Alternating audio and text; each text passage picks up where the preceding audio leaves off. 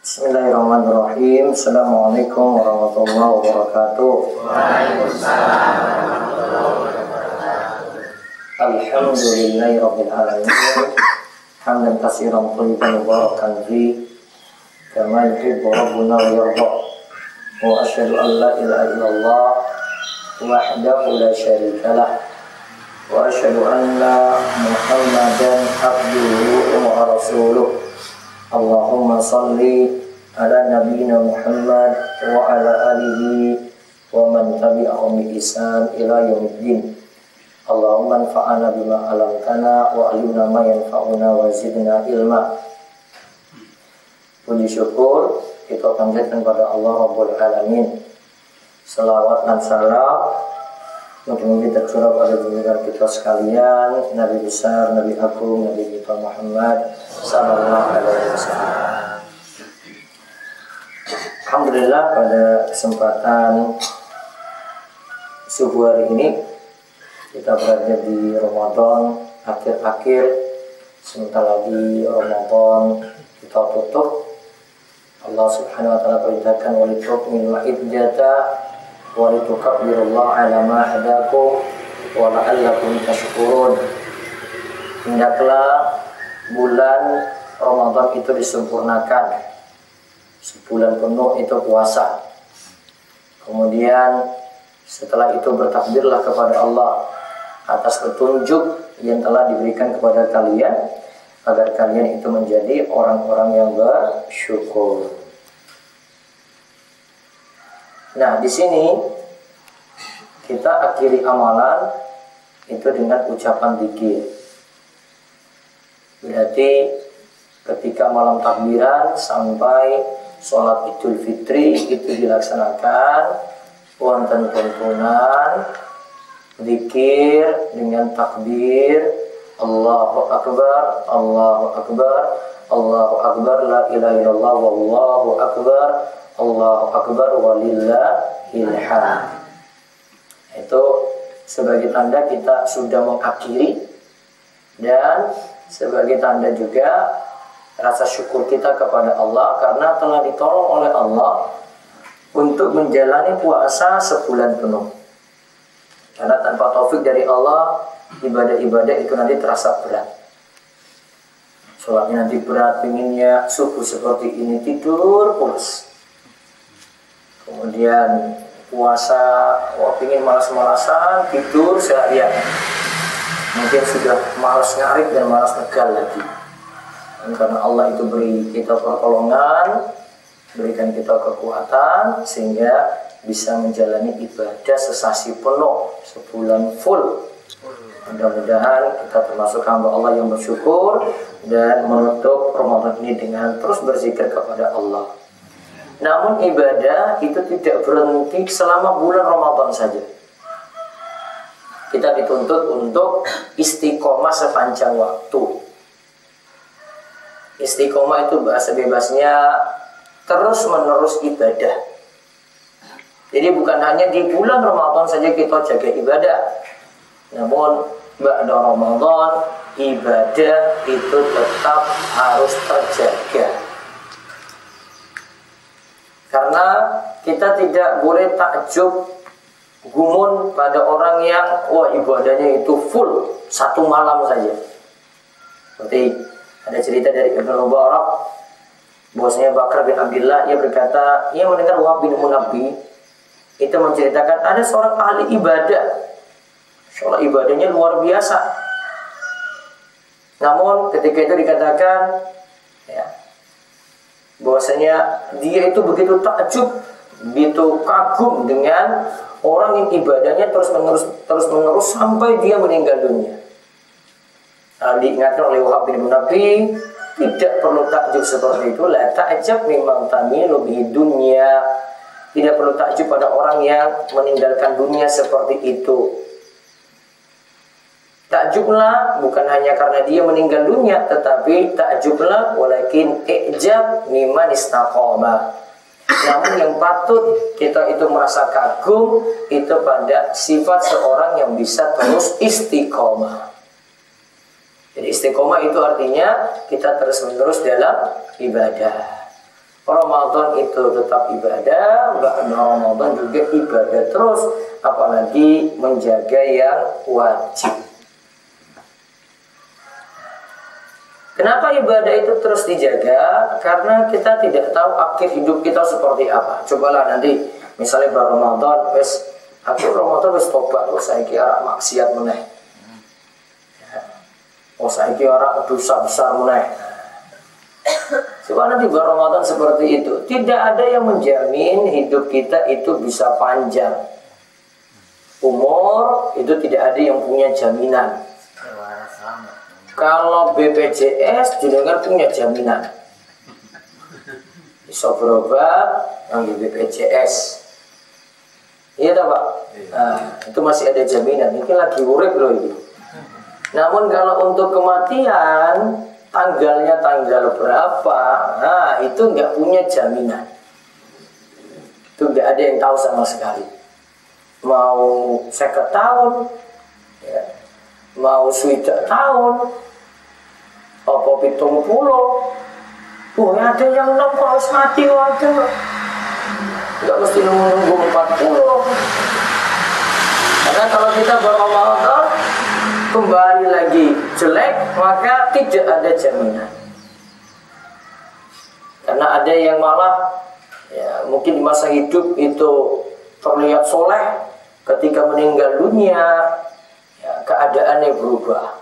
Jauh saking masjid, malah dia kembali bergaul dengan lingkungan yang jelek, narkoba, miras, atau dia kembali lagi maksiat, ya, selingkuh. Meninggal dunianya puas maksiat. Padahal yang Nabi SAW itu ingatkan, innamal a'malu bil khawatim. Amal itu dilihat dari apa? Penutupnya. Amal itu dilihat dari apa? Penutupnya. Kalau ini nggak bisa dijaga, penutupnya kayak bagaimana? Penilaiannya itu kayak begitu. Kita masuk partai final, ya. Bukan dihitung dari penyusunannya bagus. Finalmu itu gimana? Kalau finalmu bagus, menang, itu dinilai di situ. Kalau pas babak penyusian, mati-matian, ternyata pas babak final, yang mainnya jelek, ya tetap dinilai yang akhirnya gitu. Penyusiannya orang dianggap, penyusiannya cuma berlanjut saja sampai final. Maka amal itu dilihat dari apa? Akhirnya, penutupnya. Apakah kita husnul khotimah atau su'ul khotimah? Makanya kan ada doa. Ini dari Al-Quran, surat Ali Imran ayat ke-8. Rabbana la tuzigh qulubana ba'da idh hadaitana wa hab lana min ladunka rahmah innaka antal wahhab. Wahai Rabbku, wahai Rabb kami, janganlah engkau jadikan hati kami condong kepada kesesatan. Jangan hati kami ini dibawa sesat. Saya kira sholat, puasa, ibadah, rajin terus jadi orang sesat. Wahab lana min ladunka rahmah, dan karuniakanlah kepada kami rahmat dari sisi engkau. Innaka antal wahhab, karena sungguhnya engkau lah maha beri karunia. Berarti di sini kita minta pada Allah biar hati itu tidak condong kepada kesesatan. Jangan sampai sekarang lurus jalane, malah ketika mati jadi wong sesat. Dan banyak juga orang-orang keadaannya itu seperti itu. Mungkin di lingkungan kita ini, atau cerita-cerita orang-orang besar dulu, ya. Ada seorang ulama besar itu, dia dulu itu penulis kitab akidah paling luar biasa. Para ulama itu akui bagaimana kepintaran, kemudian kecerdasan beliau untuk menulis kitab-kitab akidah. Dijadikan rujukan. Namun sayangnya dia terpengaruh pemikiran sesat dan ngikut itu pemikirannya dari akidah Islam yang lurus, dia malah jadi orang ateis. Ateis itu apa? Tidak mengakui adanya Tuhan. meninggal dunia dalam keadaan ateis seperti itu. Ada kisah ulama besar di masa silam. Keadaannya itu berubah. Mungkin juga saya pernah cerita pas malam Kamis ada seorang ahli ibadah. Ya, dia itu ibadah 60 tahun. 60 tahun di masjid terus. Kita baru 10 tahun di masjid. Kalau ini 60 tahun, lebih dari takmir masjid. Swidak tahun di masjid terus. Ya. Namanya itu barsisa. Namun dia digoda oleh setan dengan dibuat trik, digoda oleh perempuan. Digoda oleh perempuan. Caranya adalah kebetulan si Barsiso ini bisa ngobati orang sakit. Kalau ada yang sakit, ada keluhan apa, bisa berobat ke Barsiso. Di antara seorang wanita bersama dengan saudara-saudaranya, ya, dibawa berobat kepada Barsiso. Kemudian setan bujuk sampai perempuan itu dalam masa pengobatan tinggal bersama Barsiso. Walau awalnya beda rumah, awalnya beda ruangan, tapi karena ini proses pengobatan, si Barsiso itu harus ketemu dengan wanita ini terus. Maka awalnya dikasih makan, terus pergi, nggak ngobrol. Awalnya kasih makan lagi, pergi, nggak ngobrol. Nah, terus setan beri masukan lagi. Masa kamu cuma aja sama si perempuan? Masa cuma kasih makan saja? Bu, ngobrol sebentar gitu loh. Ya, ngobrol dulu sebentar. Ngobrol lah si Barsiso dengan perempuan ini. Kalau sudah ngobrol kayak gitu gimana Pak jadinya Pak? Makin apa? Rasa cinta. Makin merasa apa? Cinta. Cinta, wis. Senang berarti ya. Nah itu. Makin dekat. Ini berarti manusiawi gitu loh. Nah, dekat lagi, dekat lagi, dekat lagi. Terjadilah perselingkuhan. Sudah selingkuh si perempuan.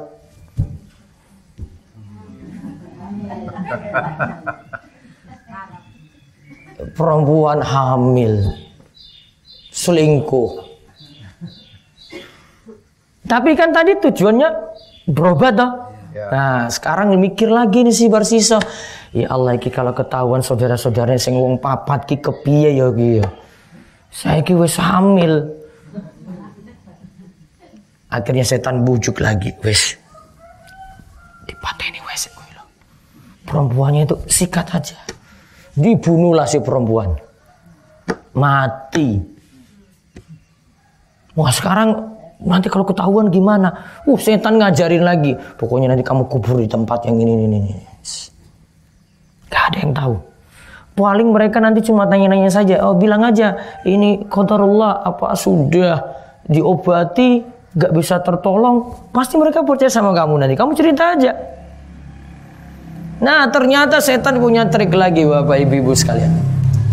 Setan punya satu trik lagi.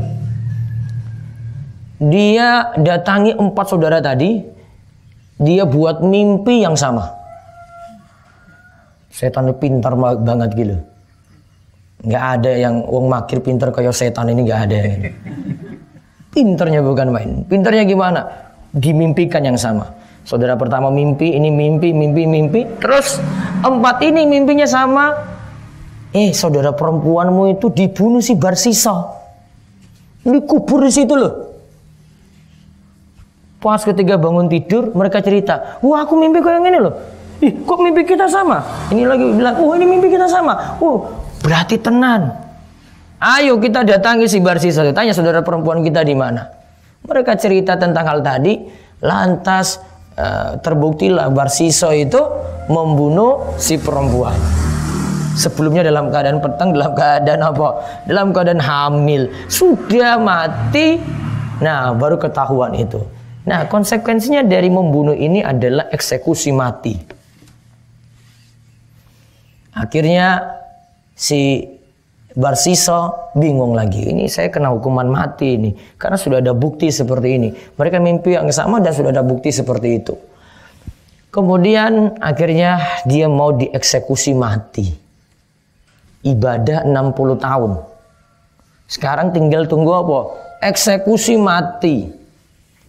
Setan masih cerdas lagi. Setan itu pinter banget. Tinggal satu langkah lagi. Setan rayu si Barsiso lagi. Kowe harap selamat manut aku. Apa? Kamu sujud di depan saya, sujud kepada saya, kamu akan selamat dari hukuman mati tadi. Lantas si Barsiso itu sujud pada setan. Kalau sujud ini statusnya jadi wong apa lagi? Wong kafir, wong sujud karo setan kok. Berarti setelah itu si Barsiso jadi apa? Kafir. Karena apa? Sujud pada setan. Setelah itu tetap dieksekusi mati. Maka ketika sebelum dia dieksekusi mati, setan bilang ke Barsiso, "Falamma kafara qala inni bari'um minka inni akhafullaha rabbal alamin." Ketika mereka sudah kafir, setan bilang, "Saya lepas diri, saya enggak tanggung jawab. Saya juga sendiri ini akhafullah rabbal alamin. Saya juga lebih takut pada Allah Subhanahu wa taala." Setan bilang dia takut ketika itu. Sudah, kamu kafir bukan urusanku. Sudah, saya lepas diri darimu. Kesimpulannya Barsiso mati dalam keadaan apa? Kafir setelah beribadah berapa tahun? 60 tahun. Maka ibadah kita walaupun sampai usia swidak tahun gak ada jaminan. Setan itu bisa macam-macam loh itu. Ya, setan itu pinter banget. Tujuan setan yang utama itu bukan bikin orang itu gak sholat, bukan itu saja. Setan tujuan utama itu buat orang itu kafir seperti tadi itu. Itu nomor 1. Tapi setan itu punya langkah-langkah lagi. Ya pelan-pelan. Nah, tapi sudah mikir itu. Pelan lagi. Coba dosanya dari apa? Ngobrol dulu kalau perempuan. Iya toh? Iya. Nanya kabar. Nah itu kalau bahasa kita sekarang. Piye Dek? WA ya toh WA. Iya WA. Ini mantannya dulu pas sekolah. Piye Dek? Sehat toh? Wes. Alhamdulillah jawabnya. Kulo sehat. Sekarang anak-anaknya sudah berapa?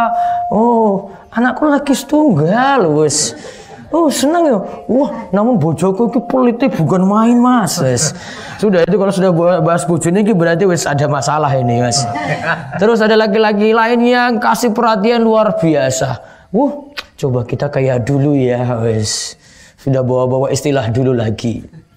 Ya, akhirnya cinta lama apa? Bersemi. Cinta lama bubarkan keluarga. CLBK. Iya dah.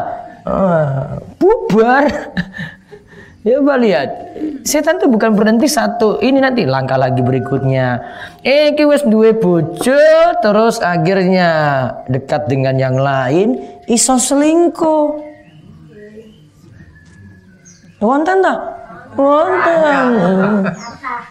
Waduh itu kejadian. Alhamdulillah nggak di magir sini itu loh. Mboten yo lagi sholat. Awal kayak gitu tadi itu loh. Iya, awal-awal nggak ketemuan dulu, WA-an dulu. Wis duwe nomornya kok. Pas lagi neng sawah langsung nanya itu, nomormu piro? Wis tak hubungi ya, wis. Sudah. Ngobrol asik tuh tadi tuh. Wes sono perhatian. Terus jadi apa tadi? CLBK. Ya, cinta lama bubarkan keluarga. Wes hancur. Remuk. Tapi wes selingkuh dulu. Ya, terus sudah terjadi. Akhirnya itu bisa langkah-langkah selanjutnya lagi loh. Akhirnya apa tadi? Bisa sampai bunuh orang. Maksiat itu jadi namanya maksiat itu bertingkat-tingkat. Tahapannya itu ada. Setan wes mikir. Iki si A nanti gimana dia ya? Dia bisa sesat gimana ya? Setan sudah punya rencana itu. Gimana nggak hanya sampai situ? Kalau bisa sampai kafir sekalian gitu loh.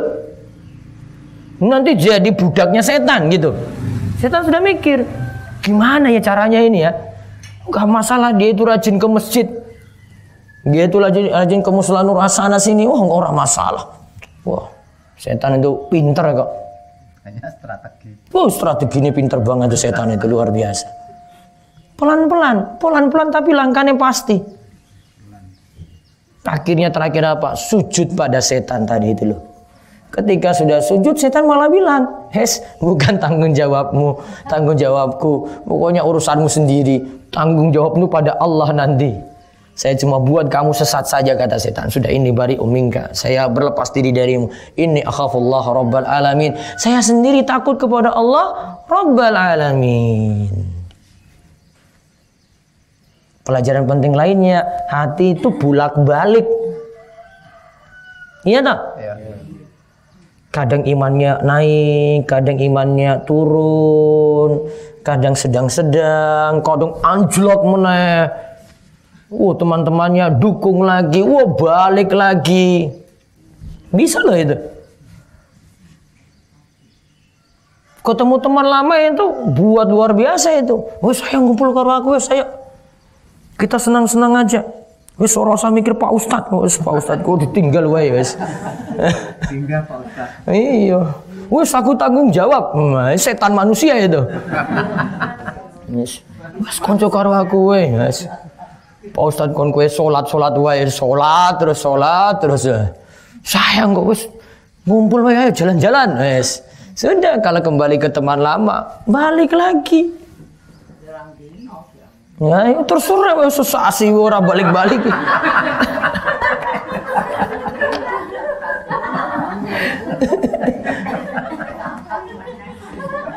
Setan tuh macam-macam. Gara-gara teman itu loh. Teman iso balik meneh lho. Urung mulai. Bojone ditinggal. Sementing ngumpul. Jadi masalah lingkungan tuh penting. Jadi kumpul sama siapa, jalan dengan siapa, nah itu penting. Anan karo sapa, wah itu lihat HP suami itu berani dipegang bojone orang. Kalau mau pegang HP kok juga bisa, mau dibobol apa wis. Monggo wis ora ono apa-apa. Paling cuma orang tanya aja, Pak Ustadz nanya wis. Nanya aku ora jawab-jawab kok. Mau cari-cari masalah. Pegang HP dibobol ora apa-apa wis. Mau lihat selingkuhan apa wis. Cuma tanya jawab aja, orang nanya enggak jawab-jawab. Dua orang tahu dijawab. Kalau yang lainnya HP-nya itu kalau bojone bawa, wah, ora. Bahaya ini loh. Iya ada. Di sandi meneh, sandinya diganti terus. Jadi kesimpulannya kita butuh istiqomah. Bergaul juga dengan orang-orang yang baik. Terus banyak doa terus pada Allah. Dan gak boleh terlalu yakin pada diri sendiri. Wah aku iso istiqomah. Wah sesuk aku lebu surga nanti. Wah aku kumpul karo Kanjeng Nabi. Iya kalau ono jaminan. Sampai mati aja gak ada jaminan kok. Ya, gak ada yang bisa jamin. Ya, maka kita hanya banyak berdoa kepada Allah Subhanahu wa ta'ala. Biar istiqomah itu jangan lupa doa, ibadah terus, ngumpul dengan orang-orang soleh, dan serahkan semuanya pada Allah. Karena Allah yang berikan kita istiqomah. Jadi matinya itu jangan kayak Barsiso tadi itu loh. Nah, kisah Barsiso ini tercantum dalam kitab para ulama gitu. Di antaranya Imam Ibnu Katsir di Al-Bidayah wa Nihayah. Nah, dia ceritakan tentang kisah ini. Kisahnya sudah ada dari dulu. Nah, itu jadi pelajaran untuk kita semuanya agar bisa terus istiqomah. Dan sebagaimana kata Ibnu Taimiyah, wa annal karomata luzumul istiqomah. Karomah yang paling bagus, yang paling tinggi itu adalah bisa istiqomah terus. Karomah itu sesuatu yang luar biasa yang kita miliki. Kejadian luar biasa. Kejadian luar biasa ini nggak mesti bisa terbang, nggak mesti bisa. Saya sekarang di Wara, saya bisa langsung sholat di Mekah, balik meneh. Bukan kayak gitu. Karomah yang luar biasa itu bagaimana kita bisa istiqomah. Siapa yang bisa istiqomah sampai mati, dialah yang dapat karomah luar biasa dari Allah Subhanahu wa ta'ala. Baik, itu saja yang kita bahas untuk kesempatan pagi ini. Mudah-mudahan Allah terus beri kita istiqomah sampai Ramadan hingga ba'da Ramadan. Tetap terus ngaji, ibadah, sholat, dan dekat dengan masjid. Jangan lupa untuk ibadah terus pada Allah Subhanahu wa ta'ala. Kita cukupkan, kita tutup kalian doa kafaratul majlis. Semoga subhanakallahumma wa bihamdika asyhadu an la ilaha illa anta astaghfiruka wa atubu ilaik. Assalamualaikum warahmatullahi wabarakatuh.